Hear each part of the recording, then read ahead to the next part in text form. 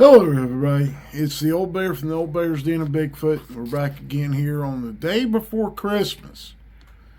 I have to apologize. I hadn't put any videos out for a while.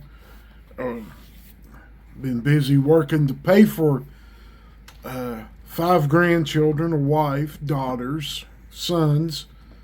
So for Christmas, and we had our Christmas this past weekend with all the family here, and we had a wonderful time, and Mama's happy about everything for the grandbabies. The grandbabies are all happy, and the kids are all happy. So anyways, we have an encounter by a man that went, well, this is something I know how this guy felt. He works up in the state of Idaho. He lives there. Him and his wife. He's about my age, and he's a professional, and he goes out of town quite a bit for his job. Not like I do. He doesn't drive a truck or anything. He works in an office. He's a salesman for a company in Idaho, out of I think it's Boise, Idaho is where he's out of. And he went out of town.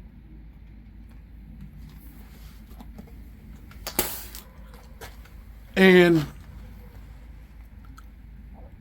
he decided, now this happened back in August of this past August. Actually, the weekend when we were in Salt Fork was when this was going on. And over my birthday. And what happened was, he went out of town. His boss sent him out of town on a business trip. Well, he got done with his business trip early and got the contract signed, got everything signed. It meant a lot of money to the company. And he wanted to come home and celebrate with his wife. You know, this was going to get him his promotion. He wouldn't have to go out of town as much. You know, this is all stuff that his boss told him would happen if he got the contracts with his company. Well, he comes home, goes in the house, and he thought it was kind of strange. His wife's car was in the driveway. She always puts it in the garage. And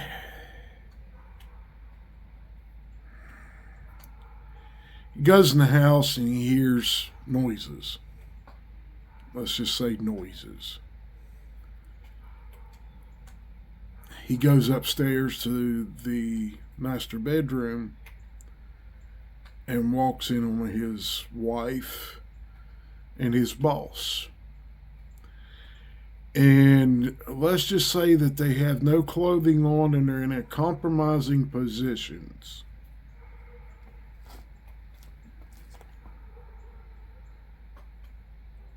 They were... Never noticed he came in the room. Now, he's all upset.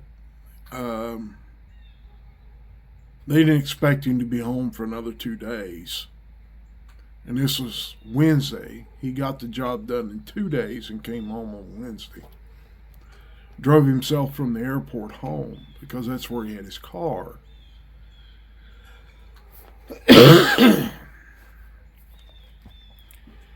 And, you know, it's traumatizing to walk in and see what was going on. And I understand, I've been there. So he he's pretty upset. He leaves the house, gets back in his car,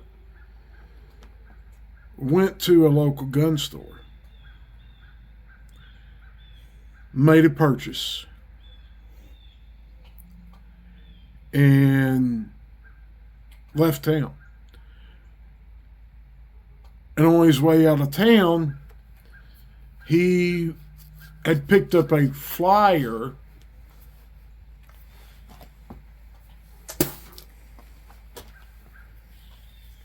from the gun store about cabins in the state of Washington. Now, you probably can figure out where his mind was at. Buying a handgun that he'd never owned before, buying shells. And he said it himself. He was emotionally distraught. And he thought, with this revelation that he came upon, catching his wife and his boss together in bed, he wanted to end his life. So he made a phone call, rented a cabin back out in the middle of nowhere in Washington State. And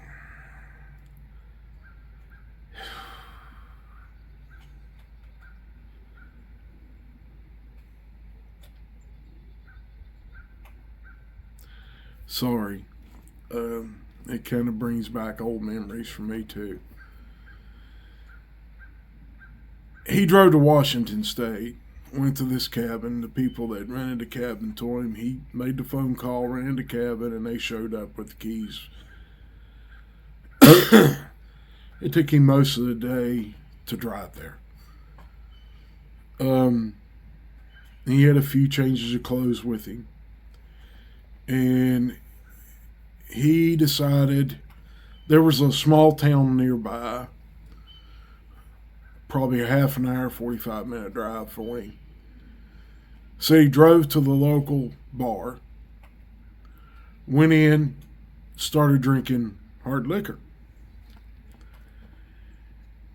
And a couple of women walked up to him, and he thought, well, this is my chance to pay her back for what she's done to me. And he was going to take one of them home. Well, when it came time for him to leave, he bought a bottle of brown liquor from the bar. He bought a whole fifth. And on his way out,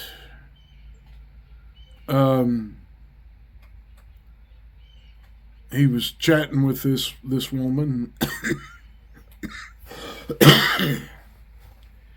And he said, no, he said, maybe some other time. And, he got in his car, and that's the wife getting up, moving. She's got a cough. We both got slight colds. And he's out of town. He eases out of town and goes past a local cop of the town. Here goes some more popping. She's sitting back down. Sorry, guys. Merry Christmas. So he gets out of town. He goes back to the cabin. He goes in. He builds a fire. There's a fireplace. He builds a fire, and he's sitting there in a big easy chair inside. And he finally grabs the fifth. He takes a big swig of it, and he walks out on the front porch. And he's carrying a handgun, big .357 Magnum, and he loads it, fully loaded. And he's drank about half of that fifth. He takes another big swig.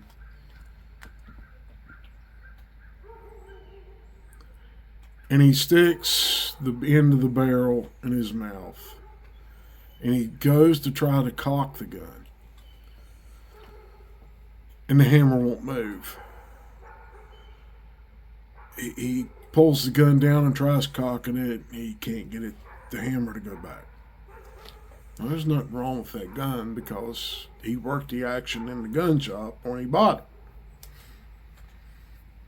So,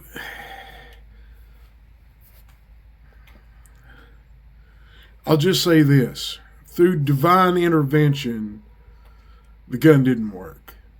And thank the Lord for that. He gets up. He's mad at himself for buying a gun that don't work. And he's upset about, his wife's cheating on him. And he wonders how long this has been going on and everything. And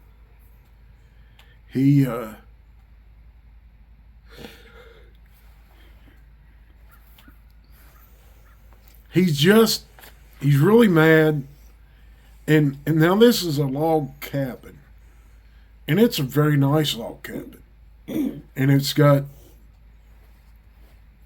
trees as the banister and the posts and everything. And he got mad and he punches one of the banisters. He broke a bone in his hand and or fractured it or something. He hurt his hand when he hit it. And he kind of dances around on the porch. He feels the pain even though he's pretty liquored up. And he's standing there and he's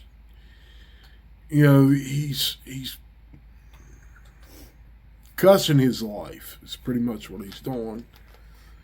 And he looks out towards his car and he sees something strange standing at the back of his car.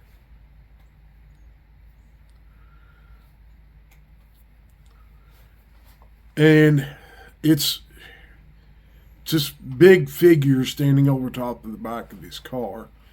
He can see it across because the car is pointed towards the cabin. Because when he pulled in, he just pulled straight in. He didn't turn around. He had it pointed straight in at the cabin. And this creature is standing on the back right corner and watching him on the porch. And now he's got the porch lights on, but they're not very bright.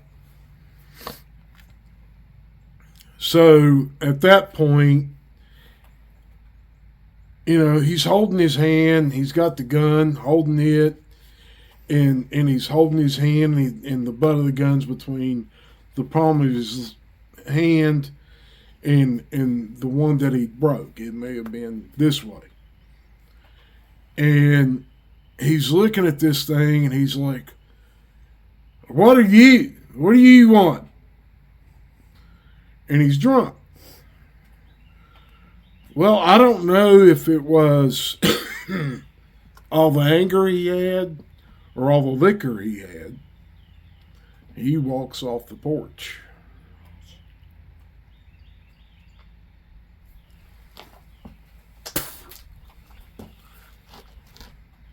And he gets down to the bottom step and he stops and he goes,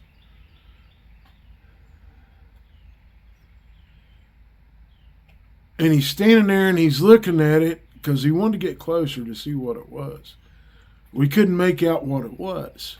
He just sees a big dark form standing there. He turns around, goes back up, and inside the door he remembered there being a flashlight there. Now, he's still holding on to this firearm, and his hand is hurting, but he can still use it. It's not broke. There's nothing broken to where it's protruding or anything like that in his hand. And he goes in and he grabs a flashlight. And he steps off the porch, walks across the porch, steps down the 3 little steps down to the ground. Starts towards this big, humongous, dark form that's wider than me. And he said it made him kind of feel small, like he was a kid compared to this thing. And he just, I think the liquor kicked in and his brain cells had done died and quit thinking at this point, walking towards a creature standing there. He takes a flashlight, and it takes him a minute to get the flashlight on because his hand's hurting, and he's trying to do it with holding a handgun in one hand, and he's having a heck of a time. Finally gets the light on and shines it in this thing's face, and it throws an arm up, and there's hair hanging down, and it's covered in hair, and it's trying to block the light, and the guy's doing this with the light because he's drunk, and he's, at this point, I think it scares him. So he then he's standing there, and finally this creature steps out from behind the car, comes around the back of the car, and starts towards him.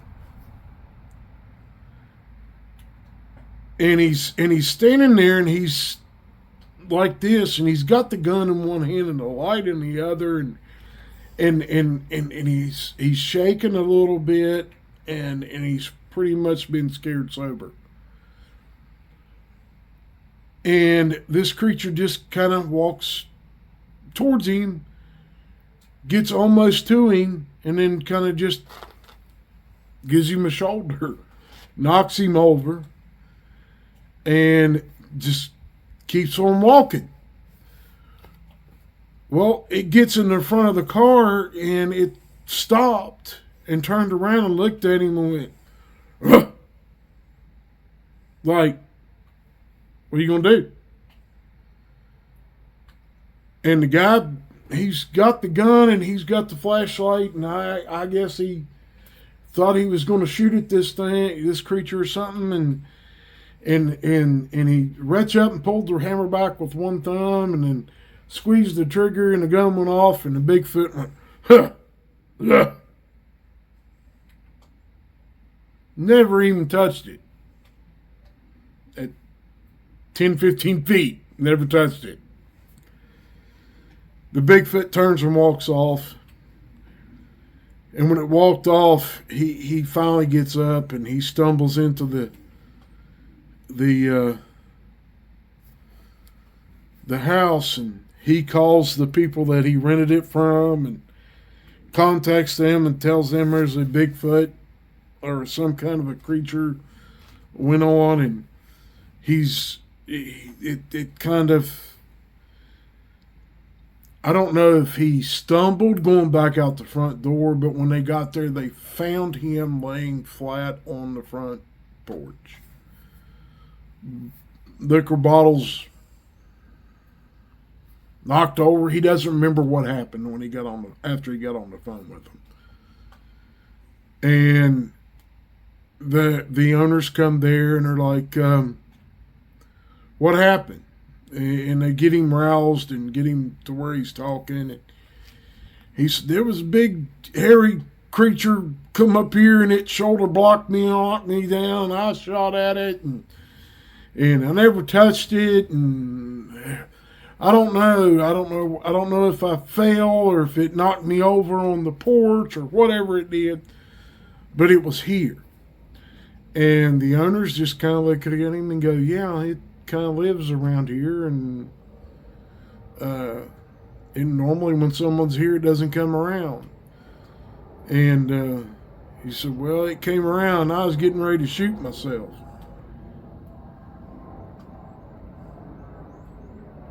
Well, that caused this older couple, they're in their middle 60s, late 60s.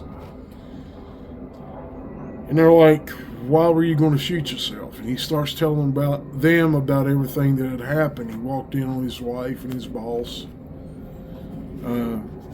in him and his wife's bed, in their bedroom, and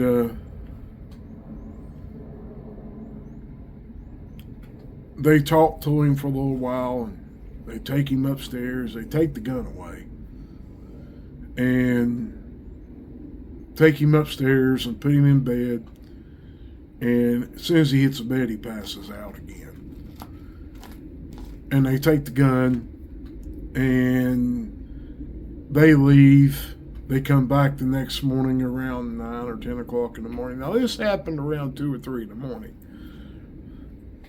And they get there next morning and they open the door and they go in, and the wife goes in and brought food for breakfast because he didn't bring any food, and fixed breakfast for all of them. And they sit down and talk to him, and this is a good Christian couple, and they talked to him, and I think the husband was a deacon in their church or something of that nature.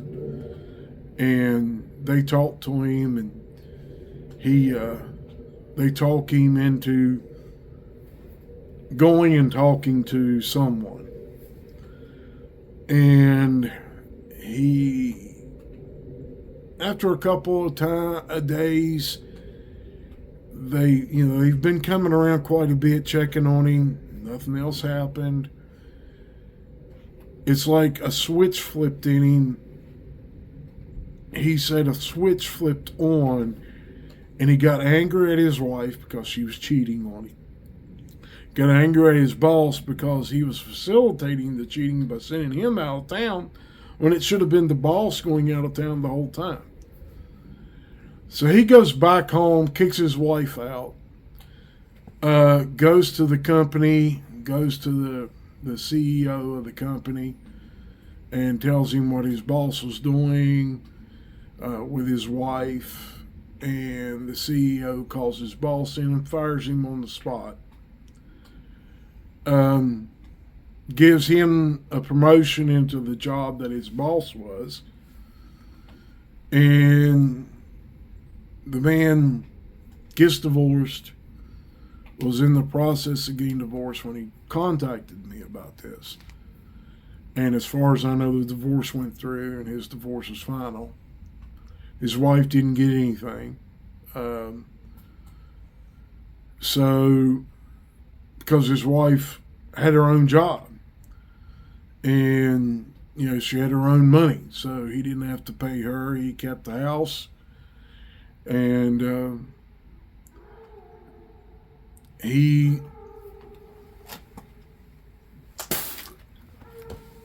did say that he believes that if he wouldn't have saw that Bigfoot,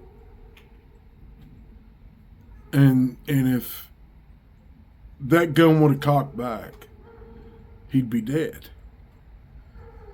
And he said the Bigfoot didn't try to harm him. He just kind of nudged him over. And even though the gun went off when he pulled the hammer back to shoot at this creature, he never touched it. And as far as we know, the Bigfoot still comes around that house, that log cabin, and it still gets seen coming around there. And he thinks that maybe the Bigfoot was watching him be stupid, drinking, sticking a gun in his mouth, and the Bigfoot being there was part of a divine intervention, unknowingly was part of a divine intervention that he now goes and sees the couple and goes to church with them when they go to church, and he goes and spends time with them. They've pretty much taken the man under their wing as a son. They have their own children, and the man's no more than 10 years or so younger than they are, but they treat him like a son in the family. And He's turned his life over to Christ. His divorce should have been final last month. So it seems that all things work for the betterment of us through God's intervention. I don't know whether God had the Bigfoot there or not. I doubt it. I think the Bigfoot was just coming through like it normally does. And that was a part of the guy saw the Bigfoot, but he believes in his heart that it had to be God that stopped the gun from working. Not having the Bigfoot there, but having the gun not work. Brand new handgun should work. And it worked when he shot at this creature, so. But anyway, I wanted to bring that encounter to you at Christmas time. And I hope you enjoy it. If you got questions, leave them in the comments. Give me a thumbs up if you want. You don't have to. I don't beg you for anything. And we want to say to you, may you all have a very blessed and Merry Christmas. We love you guys. Y'all have a wonderful day tomorrow. And we will see you on the next one. Bye-bye.